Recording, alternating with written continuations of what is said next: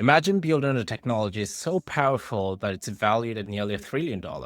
You release it to the public, claiming it's the smartest AI model or AI mind on Earth. And then less than 72 hours later, you have to frantically pull it back because a guy on X, using ancient tech tricks, completely broke its brain.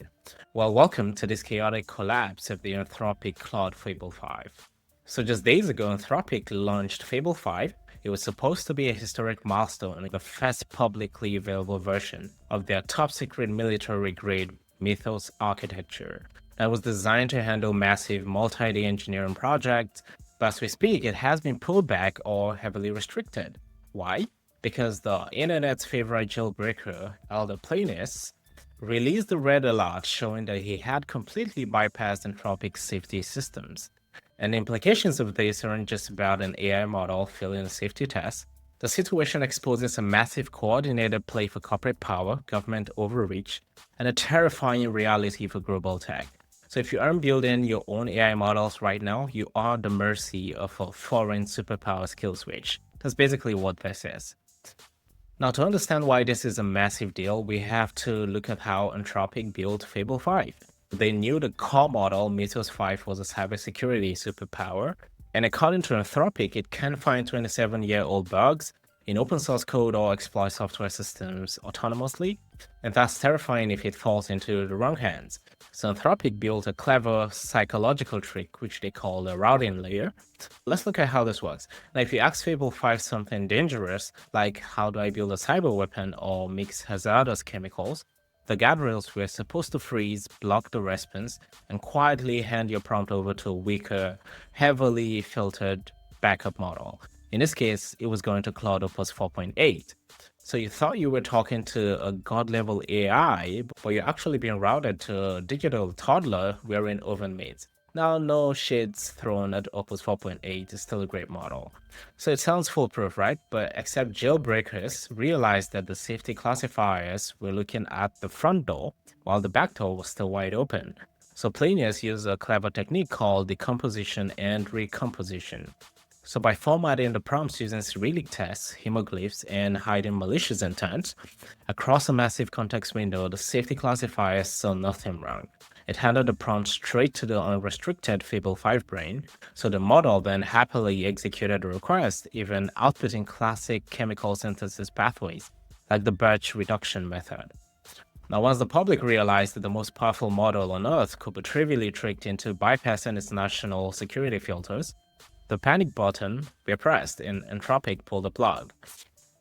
Now, this is where things get incredibly suspicious because literally, the exact same week that Fable 5 was compromised and recalled, Anthropic CEO Dario Amodei published a massive policy essay titled Policy of the Exponential.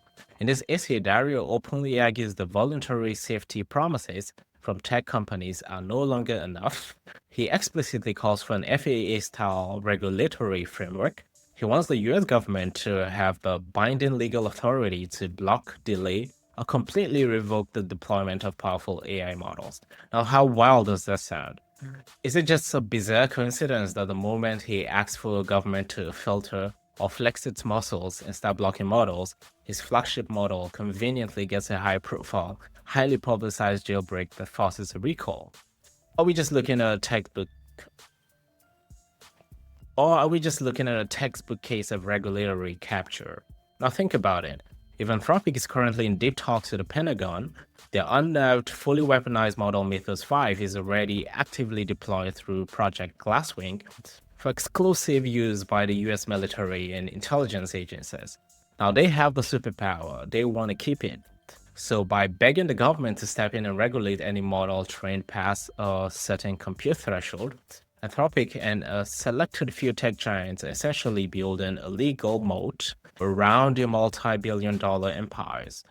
They get to keep the keys to the kingdom under national security lock and key, while independent developers and open source innovators get locked out completely.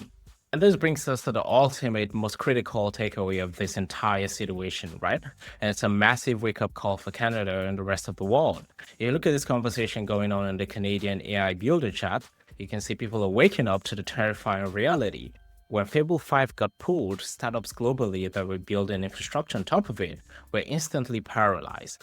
Recent policy developments in Washington make one thing undeniably clear. Okay, frontier AI technology will not be shared globally. It is actively being weaponized as a strategic, unfair macroeconomic and military advantage for the host nation. If the US government decides a model is too risky for the public, they will turn it off.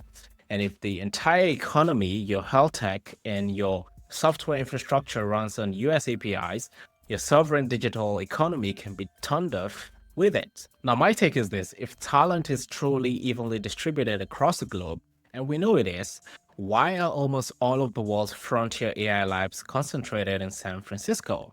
Why doesn't Canada, the UK, or the EU have fully funded state-of-the-art national AI labs capable of rivaling OpenAI or Anthropic?